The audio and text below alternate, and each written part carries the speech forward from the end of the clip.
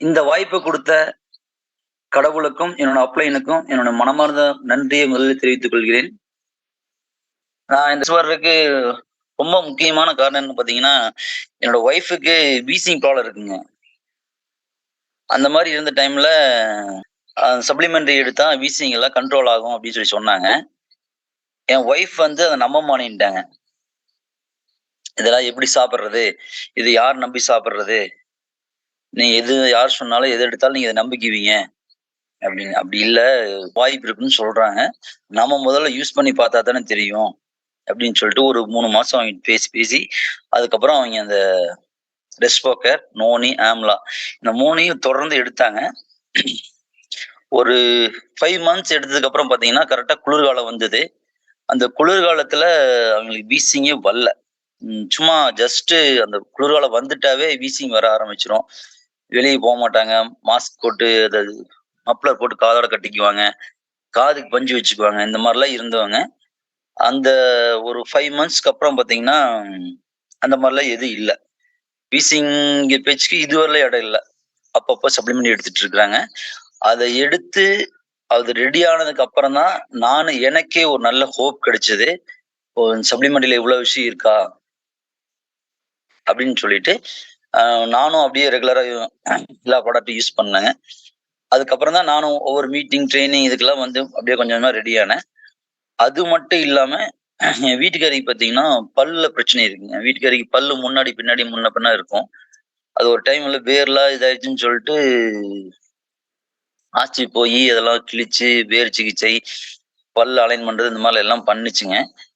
அதுக்கப்புறம் பாத்தீங்கன்னா 3 மந்த்ஸ் இல்லைன்னா ஒரு கடைசிக்கு 5 மாசத்துக்கு ஒருக்கா கண்டிப்பா ஆஸ்பத்திரி போய் கிளீன் பண்ணணும். இல்லைன்னா பல்லு வலி எடுத்துரும். இப்படி இருந்துச்சு. இப்போ ஒரு 1.5 இயர்ஸா வந்து பாத்தீங்கன்னா இந்த கெனாபெஸ்ட் யூஸ் பண்ணதுக்கு அப்புறம் இன்னைக்கு வரையிலும் நாங்க பல்லுக்கு ஆஸ்பத்திரிக்கு போகல. காலையில நைட் 2 நேரம் ப்ரஷ் பண்ணுவாங்க கெனாபெஸ்ட்ல தான். இன்னைக்கு வரலும் ஆஸ்பத்திரிக்கு போகல. பல்லுக்காக ஆஸ்பத்திரிக்கு போகல. அவ்வளவு குவாலிட்டியான பேஸ்ட்டுங்க கெனாபெஸ்ட். எல்லாரும் அந்த பேஸ்ட் யூஸ் பண்ண. நான் கூட நார்மல் பேஸ்ட் தான் யூஸ் பண்ணிட்டு இருந்தேங்க. இப்போ நானும் ஒரு 6 மந்த்தா ரெகுலரா கெனாபெஸ்ட் தான் யூஸ் பண்றேன். நல்லா அந்த டிஃபரன்ஸ் தெரியுது. அந்த பல்லு அந்த மத்த பேஸ்ட்ல விளக்குறதுக்கும் இதுக்கும் நல்ல டிஃபரன்ஸ் தெரியுது. ஒரு நாளைக்கு நம்ம நார்மல் பேஸ்ட் போட்டு விளக்குனாவே அந்த டிஃபரன்ஸ் தெரியுங்க. டிஃபரன்ஸ்னா அந்த ஒரு ஃபீல் அந்த மாதிரி இருக்குங்க.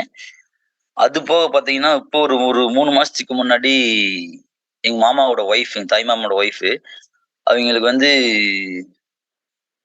ஹீமோகுளோபின் கம்மியா இருக்குன்னு சொல்லிட்டு டாக்டர் சொல்லிட்டாங்க. ரத்த ஊசி போடணும்னு சொல்லியிருந்திருக்கிறாங்க. அது போக சாப்பிட்டது எதை சாப்பிட்டாலும் அல்சரு, வயிறு எரியுது, காரமா கொஞ்சம் கூட எதுவுமே போட முடியல, சாப்பிட்டா வயிறு எரியுது அப்படின்னு சொல்லிட்டு இருந்தாங்க. அவங்களுக்கு வந்து பாத்தீங்கன்னா டயர்டா இருக்குது, எப்ப பார்த்தாலும் டயர்டா இருக்குது அப்படின்னு சொல்லிட்டு இருந்தாங்க.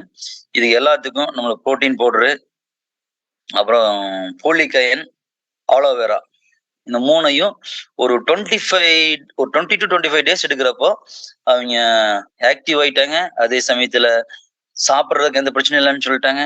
கொஞ்சம் ஹெல்த்தியா இருக்குது. ஹீமோகுளோபின் போலிக் அயன் சாப்பிட்டதுக்கு கொஞ்சம் ஹெல்த்தியா இருக்கு அப்படின்னு சொன்னாங்க. இந்த மாதிரி நம்ம ப்ராடக்ட் எல்லாமே வந்து நல்ல ரிசல்ட் ஓரியன்டான ப்ராடக்ட்டுங்க.